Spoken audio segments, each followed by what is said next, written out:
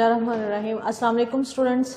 Zoology का आज lecture number 4 बेटा हमने डिस्कस करना है। रेप्टाइल्स वाले चैप्टर हम पढ़ रहे थे, उसका आज हम ऑर्डर जो डिस्कस करने वाले हैं वो है स्क्वेमेटा ऑर्डर। और ये मैं बता दूं आपको कि ये ऑर्डर जो है वो इम्पोर्टेंट लॉन्ग क्वेश्चन है आपका, ऑर्डर स्क्वेमेटा। इसमें बेटा क्योंकि आप रेप्टाइल्स वाला चैप्टर पढ़ रहे हैं इसलिए ये इसमें वो रेप्टाइल्स आते हैं जो ज़्यादातर ड्राई प्लेसेस पे रहते हैं, स्नेक्स और लिजर्ड वगैरह। तो लेकिन स्नेक्स और लिजर्ड एक ही ऑर्डर में आने के अलावा इसलिए भी एक दूसरे से डिफरेंट हैं क्योंकि हमें देखें स्नेक्स जो हैं वो इलोंगेटेड नैरो बॉडी के साथ होते हैं, जो लिजर्ड्स होते हैं उनकी जो हैं वो लिम्स होते हैं, फोर लिम्ब और हाइंड लिम्स होती हैं। इसलिए कुछ कैरेक्टरिस्टिक्स इनकी ऐसी हैं जिसकी वजह से इन दोनों को एक ही ऑर्डर में रखा गया है, ऑर्डर स्क्वेमेटा। लेकिन बेटा ये देखने में और इनकी मॉर्फोलॉजी और इनकी एनाटॉमी भी क्योंकि एक दूसरे से डिफरेंट भी है, इसलिए ये इसी ऑर्डर के डिफरेंट सब ऑर्डर्स में रखे गए हैं। इन दोनों के जो सब ऑर्डर हैं वो आते एक ही ऑर्डर में हैं, ऑर्डर स्क्वेमेटा। तो एग्जामिनर जो होता है वो कभी कभी कंप्लीट ऑर्डर स्क्वेमेटा पे नोट भी दे देता है, उसमें आपने जो है वो लिजर्ड और जो स्नेक्स हैं दोनों के सब ऑर्डर डिस्कस करने होते हैं। और कभी कभी वो सिर्फ एक सब ऑर्डर का नाम दे देता है, या सिर्फ लिजर्ड का सब ऑर्डर दे देगा या सिर्फ स्नेक का सब ऑर्डर दे देगा। क्योंकि ये कॉमन है हमारे पास और ज़्यादातर हम इन दोनों मैमल्स से, एनिमल्स से जो हैं वो फेमिलियर होते हैं, इसलिए भी बेटा ये ज़्यादा इम्पोर्टेंट है। और आपको ये पता होना चाहिए कि रेप्टाइल्स जो हैं वो पहले ऐसे एनिमल्स हैं जो फुली लैंड के लिए डेवलप्ड हुए हैं। ऑर्डर स्क्वेमेटा की कैरेक्टरिस्टिक्स क्या हैं? ये सबसे पहले तो बेटा इनका जो जॉ और स्केलेटन है ना उसमें अडाप्टेशन है। स्केलेटन में अडाप्टेशन इस तरह है कि क्योंकि ये पिछली क्लास हमने पढ़ी है एम्फीबियन से ये इवॉल्व हुए हैं। एम्फीबियंस तो रहते हैं पानी में भी और खुश्की पे भी, लेकिन ये टोटली खुश्की के लिए अडाप्टेड हैं, इसलिए अपने स्केलेटन में इन्होंने चेंज किया। जो स्केलेटन जैसे उनके जो हैं वो हमारे पास टेंसाइल लिम्स होते थे, इनके जो पेल्विस बिल्डर होते थे वो टेंसाइल होते थे ज़्यादातर जंप करने के लिए, जैसे फ्रॉग जंप करके जो है वो जाते हैं। इसके अलावा वो लंबे जो उनके हाइंड लिम्स हैं जब वो पानी में होते थे तो उनके लिए एक चप्पू का काम करते थे, उनको तैरने में, फ्लोटिंग में भी हेल्प करते थे। दूसरा उनकी गिल्स होते हैं उनकी बॉडी में, और जो एम्फीबियन होते हैं वो स्किन के जरिए भी रेस्पिरेशन कर लेते हैं। लेकिन इनकी जो स्किन होती है वो हार्ड, बहुत ज़्यादा हार्ड स्किन होती है, कैराटिनाइज्ड होती है। कैराटिनाइज मतलब कैराटिन प्रोटीन, डेड प्रोटीन होती है, उससे मिलके बनी होती है। स्किन के जरिए ये बिल्कुल भी रेस्पिरेशन नहीं करते। क्यों? क्योंकि लैंड के ऊपर बेटा स्किन के जरिए रेस्पिरेशन की कोई अडाप्टेशन ही नहीं है। स्किन के जरिए रेस्पिरेशन वही एनिमल करेगा जिसने पानी में रहना हो या पानी में कभी कभी रहना हो, लाइफ के किसी हिस्से में उसने पानी में रहना हो। यहाँ पे क्यों इन्होंने स्केलेटन में फिर जो मेजर चेंज किया वो ये कि इन्होंने अपनी रेस्पिरेशन को फुली लंग्स पे जो है वो डिपेंड किया, लंग्स वाली रेस्पिरेशन।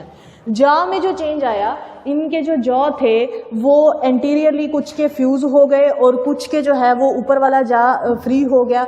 और स्कल में चेंज आया बेटा, ये फ्री मूवमेंट इनकी स्कल की होती है, नोडिंग भी होती है इनमें, फ्री मूवमेंट स्कल की होती है। इसके अलावा उन्होंने यहाँ बात की एक temporal arch reduce. Temporal arc क्या है? टेम्पोरल बेटा एक हमारे पास जो है वो स्कल की बोन है, जो स्कल होती है ना, खोपड़ी जिसे कहते हैं, इसकी जो पीछे वाली बोन होती है इसको हम टेम्पोरल बोन कहते हैं। इनकी जिनकी ये होती है उनका जो हेड वाला होता है रीजन वो ज्यादा जो है वो विजिबल होता है, वाजे होता है। लेकिन इस क्लास ऑर्डर स्क्वेमेटा में जो टेम्पोरल आर्च है उसे टेम्पोरल बोन भी कहते हैं। वो या तो है ही नहीं, एब्सेंट है, या फिर है भी तो बहुत थोड़ी है, यानी रिड्यूस है। अच्छा बेटा हमने कहा था कि ऑर्डर स्क्वेमेटा में दो चीजें आती हैं मेजर, एक लिजर्ड्स और स्नेक्स।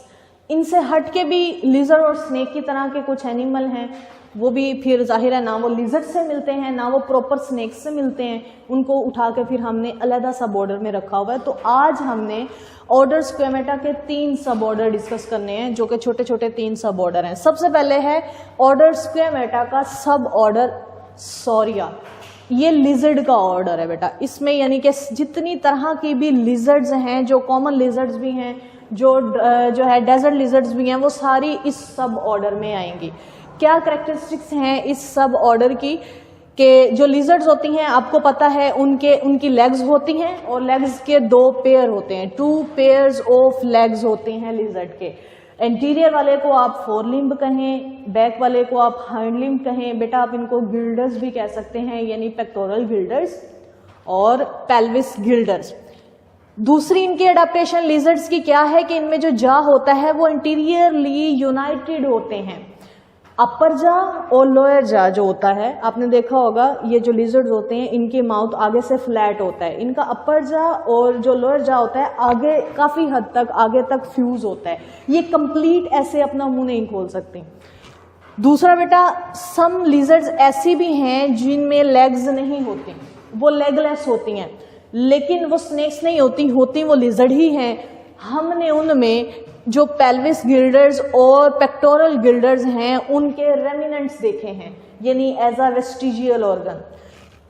तो लिजर्ड्स में पेयर ऑफ लेग्स होते हैं, लेकिन कुछ लिजर्ड्स ऐसी हैं जिनमें लेग्स नहीं होती। इसका मतलब है फिर उनमें जहां पे लेग्स थी उनकी कुछ बोन्स, यानी जो पेल्विस गिल्डर या पेक्टोरल गिल्डर, यहाँ पे मैंने सिर्फ गिल्डर्स लिखा है, उसका मतलब है दोनों तरह के, फोर लिम्स और हाइंड लिम्स, उनकी जो बाकियात हैं बेटा वो पड़ी हुई हैं, यानी कि बोन्स अंदर पड़ी हुई हैं, लेकिन वो बोन्स जो हैं वो वेस्टिजियल हैं, उनका कोई काम नहीं है क्योंकि उन्होंने अपने लिम्स खत्म कर दिए। और अडेप्टेशन सब ऑर्डर सौरिया की ये है कि सरफेस सबस्ट्रेट है। आपने देखा होगा ये ज्यादातर दीवारों पे छिपकलियां हमें नजर आती हैं, या फिर जो है वो ये लिजर्ड्स, जंगली लिजर्ड्स भी होती हैं, लेकिन ये सरफेस डिवेलिंग होती हैं। सरफेस डिवेलिंग का मतलब है, सरफेस सबस्ट्रेट का मतलब है सरफेस के ऊपर ही रहती हैं, या फिर जहां वो अगर जंगल में ये जंगली हैं तो वहां पे जो लिटर होता है, लीफ लिटर, उसके नीचे, या सम आर बरोवर्स, कुछ बरोवर्स भी होती हैं, बिलों में भी रहती हैं। उसके बाद है बेटा इनकी रिप्रोडक्शन। इनके अंदर जो रिप्रोडक्शन है वो ओवीपेरस होती है, यानी ये एग लेइंग है। सम आर ओवो विविपेरस, ज्यादातर लिजर्ड्स ओवीपेरस होती हैं। ओवीपेरस वो टाइप ऑफ रिप्रोडक्शन है जिसमें एग ले होता है, एक्सटर्नल डेवलपमेंट, एक्सटर्नल फर्टिलाइजेशन होती है। सम ओवो विविपेरस होते हैं, इनमें फर्टिलाइजेशन इंटरनल होती है, लेकिन डेवलपमेंट बेटा एग ले करते हैं और डेवलपमेंट एक्सटर्नल होती है ओवो विविपेरस में। लेकिन कुछ लिजर्ड्स विविपेरस हैं, यानी कि वो एग ले नहीं करती, वो जो उनके फीटस होते हैं उनको बर्थ देती हैं, तो वो होती हैं विविपेरस। जो सब ऑर्डर सौरिया है बेटा, इसमें जितनी तरह की मैंने बोला लिजर्ड्स हैं वो आएंगी, तो उन लिजर्ड्स के कुछ एग्जांपल्स हैं उनको डिस्कस करेंगे। सबसे पहले जीकोक्स। जीकोक्स ये जो आम कॉमन वॉल में हमें घरों में हमारी लिजर्ड्स नजर आती हैं, zoologically these are known as geckos. Common lizards हैं और ये नॉक्टर्नल्स हैं। आप देखेंगे दिन के वक्त ये कम ही दिखाई देती हैं, मोस्टली ये रात के वक्त बाहर जाती हैं। बेटा एनिमल, ऐसे एनिमल्स जो रात के वक्त बाहर आए, ये उनकी एक अडाप्टेशन होती है। इस तरह की अडाप्टेशन को कहते हैं नॉक्टर्नल। नॉक्टर्नल का मतलब है रात के वक्त बाहर आना, दिन के वक्त जो अपनी बिलों में या अपने जो भी सरफेस होती है उनकी, उसमें छुपे रहते हैं, लेकिन रात के वक्त ये बाहर आते हैं, अपना प्रे वगैरह सारा कुछ इनकी इसी तरह से। फिर जो विजन होती है वो भी नॉक्टर्नल विजन होती है, यानी नाइट विजन होती है। तो यही बात उन्होंने आगे लिखी हुई है कि जो जीकोक्स होते हैं इनकी आंखें बड़ी बड़ी होती हैं। आम जो हमारी कॉमन लिजर्ड्स हैं उनकी आंखें उनके हेड के ऊपर बड़ी बड़ी पड़ी हुई होती हैं और नाइट विजन के लिए अडाप्टेड होती हैं। अकोमोडेशन, इनमें बेस्ट अकोमोडेशन होती है। अकोमोडेशन होती है कि अपने प्रे को फोकस करती हैं, और इनकी टंग स्टिकी सी टंग होती है और इलोंगेटेड सी होती है। अपनी टंग के जरिए ज्यादातर इंसेक्ट्स वगैरह को कैप्चर करके ये खाती हैं। इसके अलावा क्योंकि बेटा मोस्टली ये वॉल डिवेलर या सरफेस डिवेलर होती हैं, तो अपनी सरफेस के ऊपर रहने के लिए कि कहीं ये गिर ना जाए, इनके जो फोर लिम्स और हाइंड लिम्स होते हैं उनके ऊपर एडहेसिव डिस्क होती हैं। एडहेसिव डिस्क का मतलब चिपकने वाली डिस्क होती हैं, जिसकी वजह से ये अपने सबस्ट्रेट के ऊपर रह सकती हैं इजीली। उसके बाद है बेटा ऑर्डर, ये सब ऑर्डर सौरिया की दूसरी एग्जाम्पल है इग्वाना। इग्वाना बेटा हमारे पास जो हमारी कॉमन लिजर्ड्स हैं, इन जैसी लिजर्ड्स ही होती हैं, लेकिन ये साइज में बड़ी होती हैं और बॉडी भी इनकी काफ़ी हैवी होती है। नॉर्मली जो हमारे घरों की लिजर्ड होती हैं यानी जीकॉक्स जो होती हैं वो स्मॉल साइज की होती हैं, फ्लैट बॉडी होती है इनकी, लेकिन जो इग्वानाज हैं ये बड़ी हैवी लिजर्ड्स होती हैं। तो उन्होंने कहा है कि हैवी बॉडी लिजर्ड जो होती हैं वो इग्वाना होती हैं। इनकी जो नेक होती है वो शॉर्ट होती है, लेकिन इनका हेड काफी डिस्टिंक्ट होता है, गर्दन इनका पता ही नहीं चलता, डायरेक्ट इनका जो बड़ा सारा हेड होता है वो पीछे धड़ के साथ जो है वो ट्रंक के साथ जुड़ा हुआ होता है। इनमें आते हैं मेरीन इग्वानाज और फ्लाइंग ड्रैगन्स। ये अमेरिका में, नॉर्थ अमेरिका में बेटा इन्होंने इधर लिखा हुआ है कि अमेरिका में और यूरोप के कुछ हिस्सों में एक मेरीन इग्वानाज होते हैं। मेरीन इग्वाना के साहिल समंदर के साथ या फिर कभी जो है वो ये सी शोर से अवे जो जंगल होते हैं उनमें ये रहते हैं। और फ्लाइंग ड्रैगन्स भी आते हैं। ये फ्लाइंग ड्रैगन्स उन्होंने बताया नॉर्थ अमेरिका में, इनको डार्को भी कहा जाता है, डार्को भी इनमें आते हैं। फ्लाइंग ड्रैगन्स से हमें पता चलता है कि ये जो बात हम करते हैं कि नेक्स्ट जो हम फाइलम पढ़ेंगे वो बर्ड्स का फाइलम है कि बर्ड्स और रेप्टाइल्स से इवोल्व हुए हैं बेटा। तो यहाँ पे एक बात हमें ये भी देखने को मिलती है कि अगर फ्लाइंग ड्रैगन जो है वो इग्वाना है और वो एक रेप्टाइल है, तो अगर रेप्टाइल फ्लाई कर सकते हैं तो यही रेप्टाइल जो हैं अडाप्टेड होके बर्ड्स की शेप में भी आ सकते हैं। दूसरा, डार्को की कुछ खसूसियात बताई हैं उन्होंने। डार्को बेटा फ्लाइंग ड्रैगन्स की बात हम कर रहे हैं, कहते हैं डार्को की जो स्किन होती है ना उसके ऊपर फोल्डिंग होती है और हर एक फोल्डिंग जो होती है उसको एनुलाई बोलते हैं। और वो जो फोल्डिंग होती है इनके इंटरनल रिब्स के साथ जुड़ी होती है। तो जब रिब्स के जो मसल्स होते हैं, रिब्स के साथ जो मसल्स अटैच होते हैं वो कॉन्ट्रैक्ट करते हैं ना, तो ऊपर इनकी जितनी भी फोल्डिंग होती है स्किन की उनकी भी जो है वो कॉन्ट्रैक्शन और रिलैक्सेशन होती है, जिसकी वजह से इनकी डिफरेंट तरह की जो है वो बॉडी शेप बनती है। दे ग्लाइड ऑन सरफेस, इनमें ग्लाइडिंग होती है। आपने कहा डार्को फ्लाइंग ड्रैगन्स हैं, इग्वाना की टाइप है, एंसेस्टर्स ऑफ इग्वाना भी इनको बोला जाता है। तो ये ग्लाइड करते हैं। आप फ्लाई करते तो हैं लेकिन शॉर्ट फ्लाई करते हैं। फ्लाइट बेटा दो तरह की होती है, एक होती है एक्टिव फ्लाइट, एक होती है पैसिव फ्लाइट। जो आपके पास होती है ना passive flight, that is known as gliding. ये थोड़े डिस्टेंस तक जो फ्लाइट होती है, मतलब बहुत ज्यादा ऊंचा नहीं उड़ते, लेकिन जैसे ट्री की ब्रांच है वहां से ग्राउंड पे या ग्राउंड टू ग्राउंड जो होपिंग करते हैं, बड़े बड़े जंप लगाते हैं, उसको कहते हैं ग्लाइडिंग। तो ये जो रेप्टाइल्स हैं फ्लाइंग ड्रैगन्स ये ग्लाइड करते हैं, लेकिन मोस्टली जो डार्को हैं दे ग्लाइड मोर देन 30 मीटर। ये 30 मीटर से ज्यादा बड़ा जंप भी लगा सकते हैं, यानी ग्लाइड कर सकते हैं। उसके बाद बेटा हमारे पास लिजर्ड वाली जो सब ऑर्डर है उसमें तीसरी एग्जांपल है कैमलियंस की। अडॉप्टेड फॉर इस कैमलियन को बाकी दो एग्जाम्पल्स में जो है वो बाकी दोनों एग्जाम्पल्स से ये कैसे डिफरेंट है कि इसमें दो तरह की अडाप्टेशन है। पहली अडाप्टेशन तो इसमें ये है कि इसका आर्बोरियल लाइफस्टाइल है। आर्बोरियल लाइफस्टाइल बोलते हैं दरख्तों पर रहने वाला। बाकी लिजर्ड्स या बाकी जो इग्वानाज हैं वो ऐसे नहीं है बिल्कुल भी। ये वाहद ऐसी क्लास है, ऐसा ऑर्गेनिज्म है जो अब आर्बोरियल है, यानी दरख्तों पे रहता है। और दूसरी एडाप्टेशन बेटा आपको पता ही है, कैमलियंस अपने बॉडी का कलर चेंज करते हैं। ये अपने प्रेडेटर को देख के या प्रे को देख के या फिर इल्यूमिनेशन के रिस्पॉन्स में, टेम्परेचर के रिस्पॉन्स में, या अपना कोई बिहेवियर शो करना हो, वो बिहेवियर इनका जो है वो कॉग्निशन बिहेवियर भी हो सकता है, वो इनका रिप्रोडक्टिव बिहेवियर भी हो सकता है। तो इन तीनों चारों प्रोसेसेस के नतीजे में ये अपनी बॉडी का जो है वो कलर चेंज करते हैं। दरअसल इनकी बॉडी में ऊपर जो स्किन होती है ना बेटा, उसके ऊपर ना इनमें पिगमेंटेड सेल्स होते हैं। वो पिगमेंटेड सेल्स में जो पिगमेंट की तादाद होती है, कंसंट्रेशन होती है, वो वेरी करती रहती है। जो वो वेरी कर जाए तो वो डिफरेंट कलर के हमें जो है वो दिखाई देते हैं। तो ये दो तरह की इनमें कैमलियंस में अडाप्टेशंस हैं, जिनकी वजह से जो है वो ये अलहदा जो है वो एक सब ऑर्डर की अलहदा जो है वो क्लास के एग्जाम्पल के तौर पे हमने इसको डिस्कस किया है। सब ऑर्डर सोरिया में अगर आपको नोट आ जाए तो आपने तीनों ही इसके एग्जाम्पल्स एलैबोरेट करके बतानी है, क्योंकि तीनों में ही एक दूसरे से डिफरेंट हैं। उसके बाद है बेटा हमारे पास विनोमियस लिजर्ड्स, क्योंकि हम लिजर्ड्स पढ़ रहे हैं और ये तीनों लिजर्ड्स में ही आती हैं।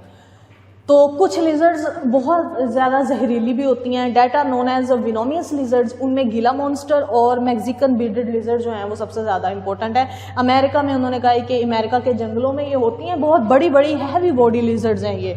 और ये क्या करती हैं, ये अपने शिकार को बाइट करती हैं, काटती हैं उनको, उनकी गर्दन से उनको जो है वो काटती हैं और उनको जो है वो उनका फिर प्रे करती हैं। कैसे कि इनकी जो टीथ होते हैं, उनकी टीथ में जैसे बेटा हमारे टीथ ग्रूव्स में पड़े होते हैं। ग्रूव जो है वो होलो स्ट्रक्चर को कहते हैं जिसके अंदर कोई चीज़ पड़ी हुई होती है, जैसे हमारे हेयर फॉलिकल शाफ्ट के अंदर पड़े हुए होते हैं। इसी तरह हमारे टीथ जो होते हैं वो ग्रूव्स में यानी घड़ों में पड़े हुए होते हैं। इनके जो टीथ होते हैं उनकी जो ग्रूव्स होती हैं उनमें फ्लूइड होता है, उस फ्लूइड को विनोम बोलते हैं, यानी जहर, वो पॉइजनस होता है।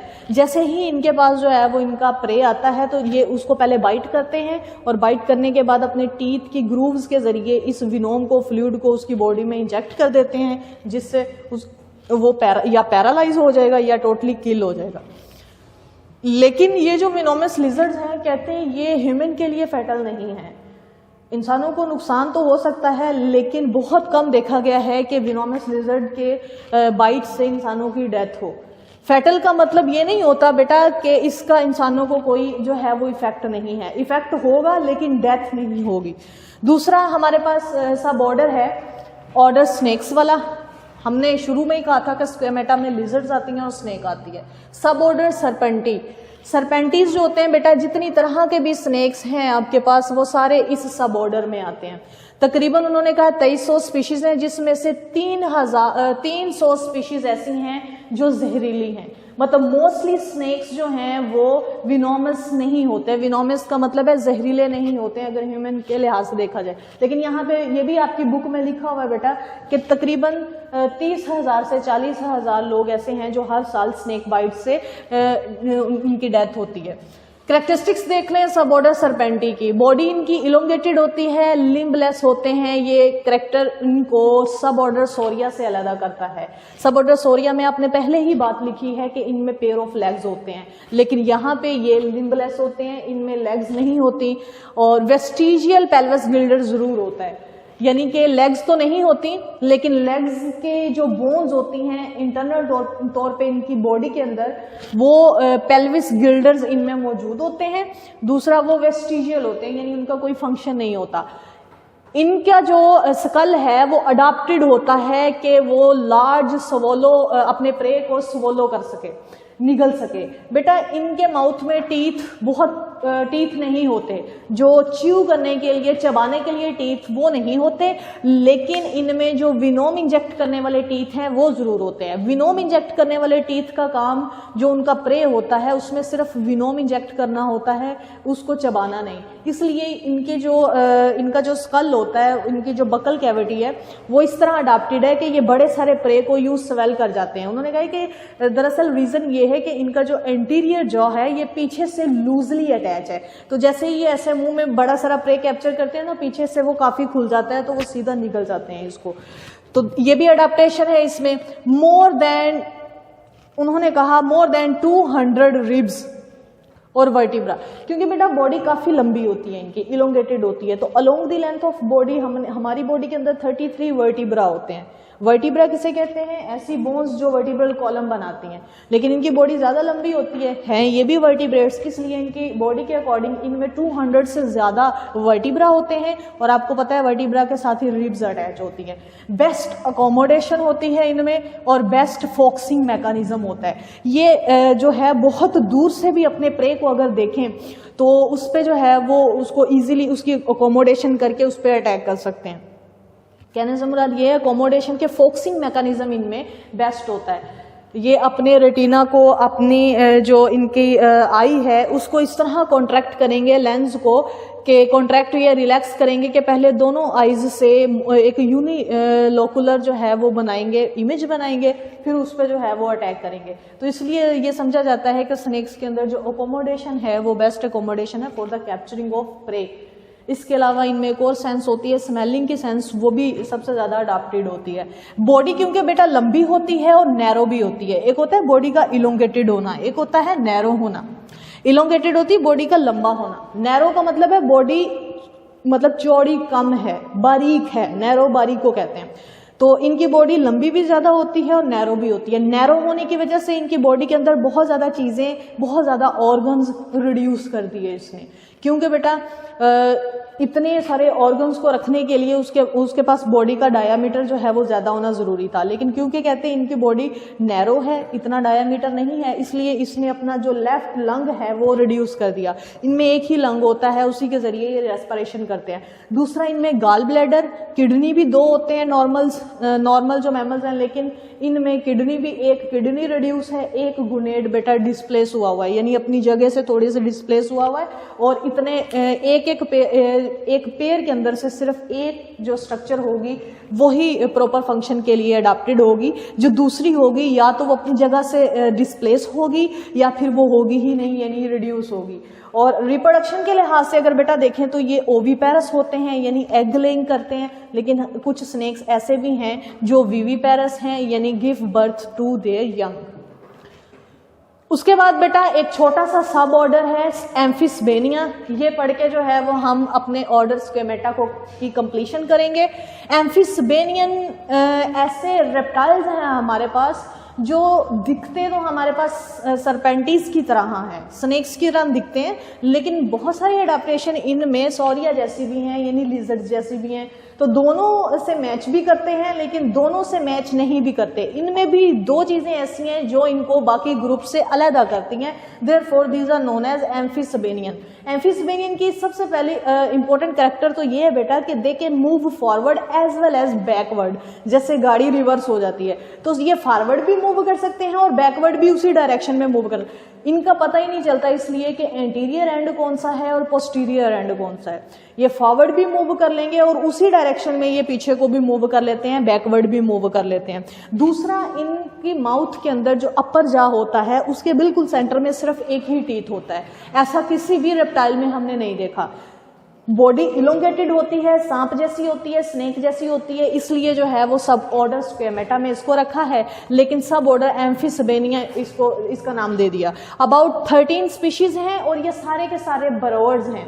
बरोवर मतलब कि बिलों में ही रहते हैं और मीडियन टूथ इनमें प्रेजेंट होता है, ऊपर वाले जा में सेंटर में एक टूथ प्रेजेंट होता है। स्किन के ऊपर फोल्डिंग होती है, इनके स्नेक्स के स्किन के ऊपर जो है वो फोल्डिंग नहीं होती, ये भी इनमें डिफरेंस है। वो जो स्किन की फोल्डिंग होती है उसको एनुलाई कहते हैं हम, और ये दे can move backward and forward, और ये इनकी जो एबिलिटी है जिसकी वजह से ये आगे और उसी डायरेक्शन में पीछे मूव कर सकते हैं, इसी वजह से इनका नाम एम्फिस्बेनियन रखा है। एम्फी का मतलब है बोर्ड डायरेक्शन में। और खाते क्या हैं, ये इंसेक्ट ईटर है और इनमें रिप्रोडक्शन जो होती है, क्योंकि बहुत कम इनके पास स्पीशीज हैं, ओनली 13 स्पीशीज हैं इनकी, इसलिए जितनी भी स्पीशीज हैं उनमें जितनी ज़्यादा स्पीशीज होंगी बेटा रिप्रोडक्शन जो होती है फिर उनमें वाइड वैरायटी में चली जाती है, लेकिन इनमें जो है वो स्पीशीज कम है, इसलिए ये सारे के सारे ओवीपेरस हैं, यानी एग ले करते हैं।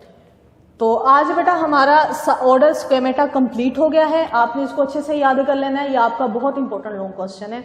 अल्लाह हाफिज।